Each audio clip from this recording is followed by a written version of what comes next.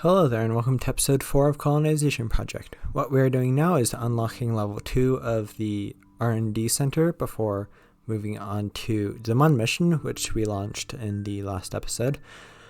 Upgrading the R&D was essential because we needed to transfer fuel in between crafts, but it also put a serious dent in the space program's overall budget. So we only have 100,000 funds left, so we need this mission to succeed. And the chances of that happening are quite small, but we burn for the moon It's pronounced mun, not moon. But we burn for the mun, hoping that this will go well, because our contracts will give us a bunch of money for landing on the mun. And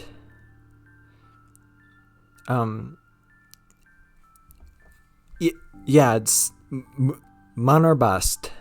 Essentially, is what's happening here.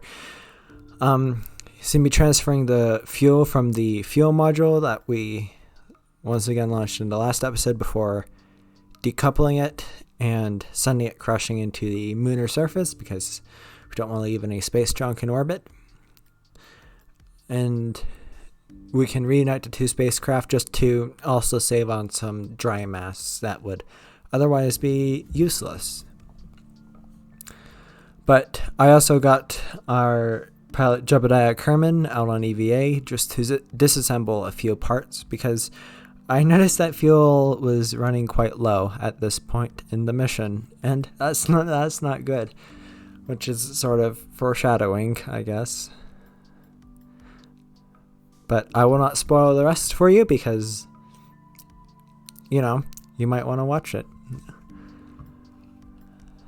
You can see me just carefully checking the fuel readings because we have enough fuel to go home, but I don't want to leave any Kerbals stranded in lunar orbit. I don't want this to be like the last series where we strand a Kerbal in orbit. That would be bad.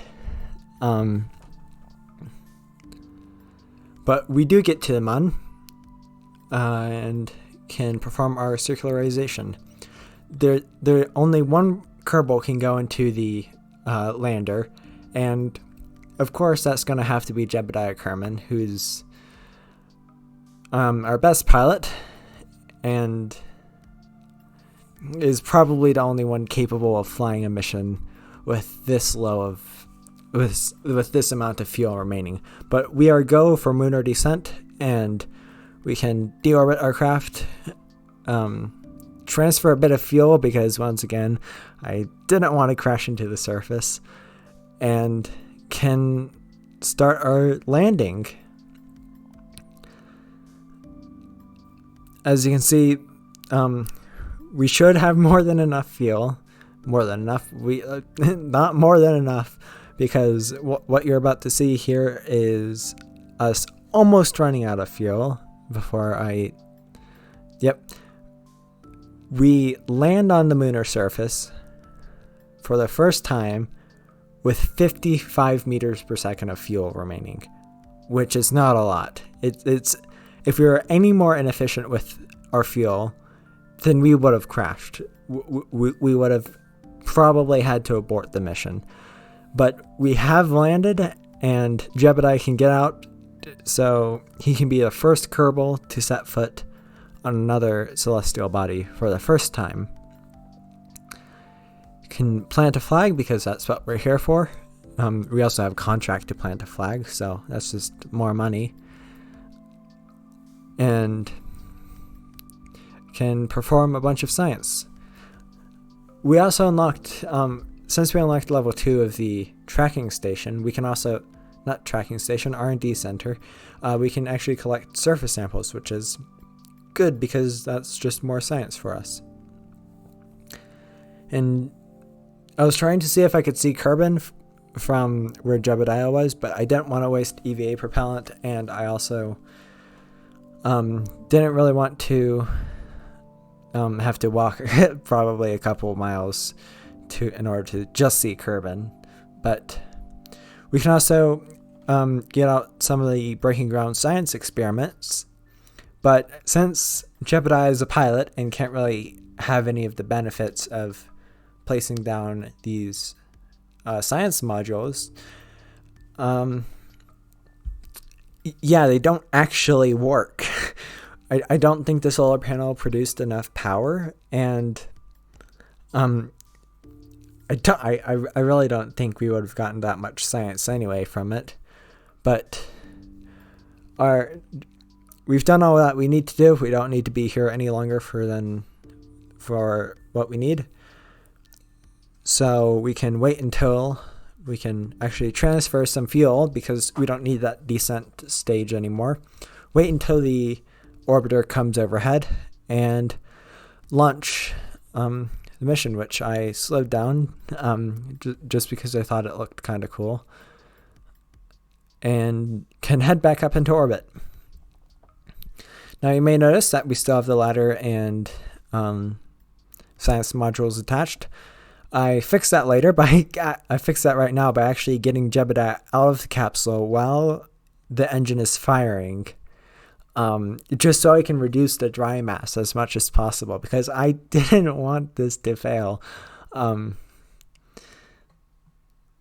But our ascent stage has a bit of reserve fuel. It has more fuel in its tanks than the lander did. I mean, this is the lander. It has, well, the margins on the ascent stage are much better than the margins on the descent stage, because we actually, and if you recall in the last episode, we actually had to use the descent stage to get into orbit, which I think is what put sort of a fuel limit on this mission, which is yeah, I guess not testing the lander out in the simulation was a bad idea. I didn't even have a rescue mission planned for this mission, because most of the time, the missions that I send have a pretty good success rate, but I wasn't expecting the margins to be this close, so I didn't have a rescue mission planned, and it probably would have taken a while to build one. So yeah, it's good that we got home with. It's good that we have a bit of extra fuel. We have a bit of extra fuel. We don't have a lot of extra fuel. We actually returned the entire mission with about 200 meters per second to spare in the service module. But we cannot also deorbit the lander because it has a bit of extra monopropellant, and we don't want to cause Kessler syndrome. And can send our crew back to Kerbin with... Yeah, it was quite a nail-biting mission. Once again, the fuel reserves were... Yeah, but there's not really much to say. We are re-entering Kerbin right now. I like to detach the service module at the last second, just so we can get some pretty fireworks, which you can see right now. Because, it's kind of neat seeing the service module break apart as you re-enter Kerbin. Especially with the Reentry particle effects mod, which adds the smoke trails that go behind the rocket. It adds so much to Reentry. I really like that mod. But the parachutes have opened, and Jebediah and Bob can get our home safe with a lot of science, and we can unlock we can unlock all but one of the remaining tech nodes in the tree that we're trying to unlock. I forget which tier of the tree it is, but that is irrelevant because we are launching a new mission which is carrying a rover to the moon, which is sort of realistic because the first lunar rover, I think it's Lunar. I do not know how to pronounce that, but it's the rover that looks like a bathtub. And it landed after Apollo 11, so we're sort of like following a realistic timeline here with landing a rover after our first crewed mission to the moon. But, Kerbal Space Program doesn't have to be 100% historically accurate, especially when you're playing stock-ish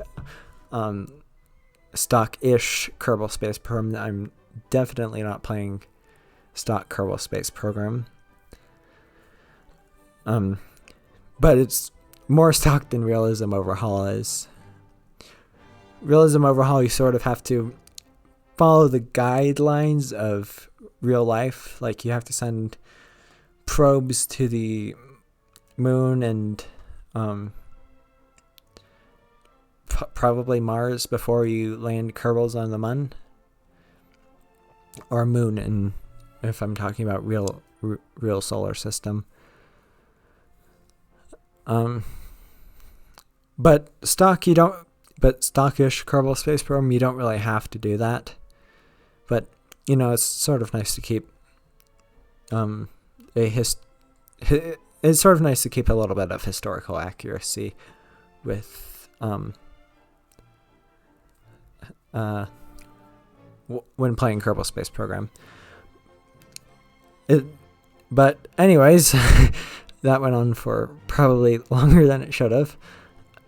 But we have arrived at the moon, and I sort of saw the crater at the North Pole, and I thought, that would be a good idea to land here. As it turns out, I was landing on the rim of the crater just so I can get the extra biomes. But as it turns out, that terrain is really mountainous, and as it turns out, it's a bit too mountainous, and we do end up crashing into the lunar surface at about 300 meters per second, which puts an unfortunate end to this mission. But oh well, it's not like the moon mission that we just sent, where we wouldn't have enough funds to launch another mission, and it was also uncrewed, so not that big of a deal. But we are not done with the moon. That's actually all this episode is. We're just launching things to the moon. But we are now launching a satellite to orbit around the moon. I also put a relay antenna on this satellite, so we can actually communicate with things on the far side of the moon, which is good because the moon is tidally locked, and we really can't send probes to the far side of the moon, and there's probably a couple biomes to explore there. I'm pretty sure there's more than 2 unique biomes on the moon on the far side, which is the far side crater, and I don't remember the next one, but there's another one, I think. But we could get some more science maybe. But a relay is not the main purpose of this mission. The main purpose is to complete a contract for a contractor and who wanted a portion of the moon, actually the whole of the moon, to be scanned by that little dish on the side.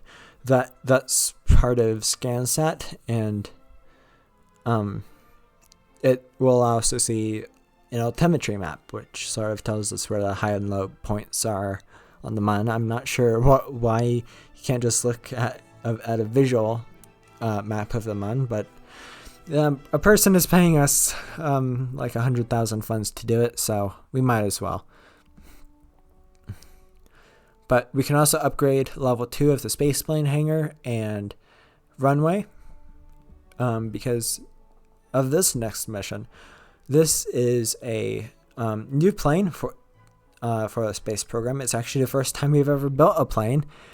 And, I was hoping to complete a few contracts with it. Maybe travel around Kerbal and do some science. It's sort of like our research plane. Like, NASA has a couple research planes. I think they have like a couple old retired military planes, like the SR-71 Blackbird. They have like some research planes to test things. I don't know what research planes do. They research things. But I took the plane out to the island airfield just to give it a little test to make sure it's working. And it's piloted by Valentina Kerman, who actually hasn't flown a single mission before, but she will fly a lot in this episode and the next episode. But we can actually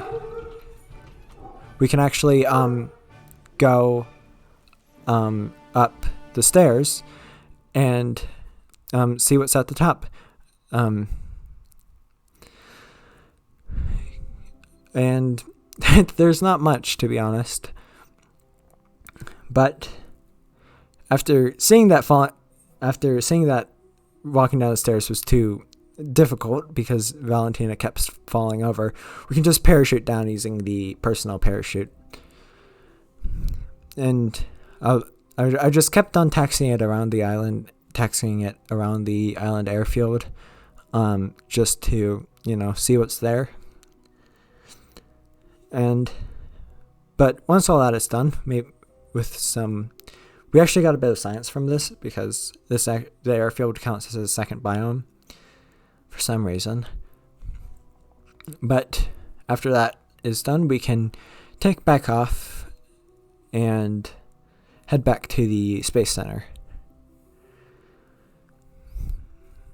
Not much to talk about here.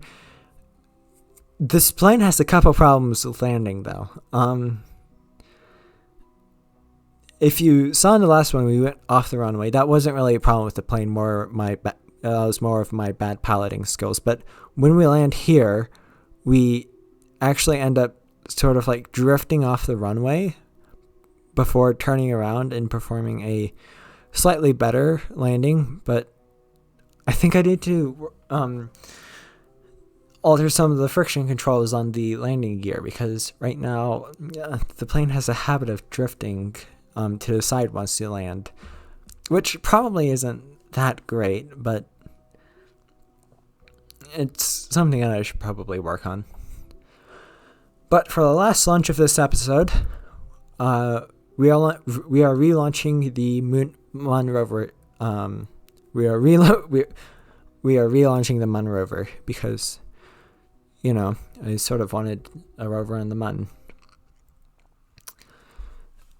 And this mission is exactly the same as the one we did before because the problem wasn't really with the rocket itself. It was more of a problem with my piloting, which isn't that great, to be honest.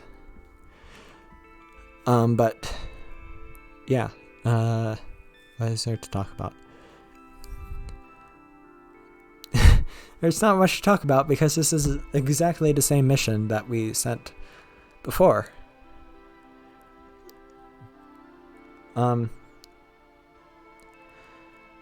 may notice that I have these two little metal struts that go upwards from the sort of descent stage. This is actually how I don't want to pronounce it wrong, but I'm probably going to. Lunkud. I don't know how you pronounce it. Once again, the moon rover, the Russian moon rover that landed on the moon, the one that looks like a bathtub. It's actually what that used. It used the descent stage and sort of just like rolled off using small little like metal struts that went down to the surface, sort of like a ramp. Probably should have just said a ramp, but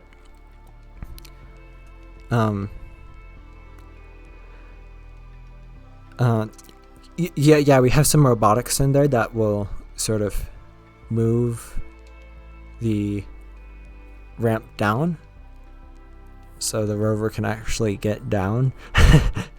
And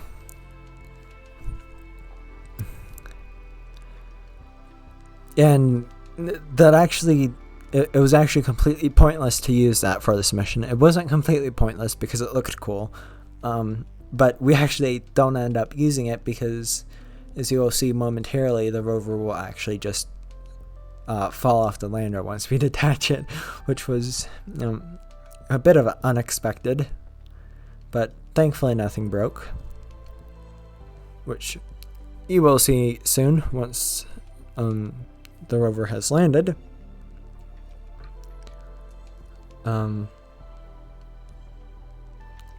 Which will be soon. I sort of wanted to play this safe and not have it crash into the surface, although I do like how the descent stage of this rover came out. I'm not very good at designing landing mechanisms for rovers, but I think this one actually came out really well, and I really like the design of it, if I say so myself. But we have landed and can rotate so that we can actually face the right direction, and can extend the ramp and momentarily tip the rover over as soon as we detach it. Once again, thankfully nothing broke, but it was a bit strange to see that. That descent stage will probably remain there forever, unless like the save file gets corrupted and something happens to it. But that descent stage isn't going anywhere because, you know, it's kind of cool to keep things on the surface. You know, if you want to visit them in the future, you can always visit them. I think that's pretty cool. But that will actually be the end of this episode. Thank you for watching, and I will see you in the next video.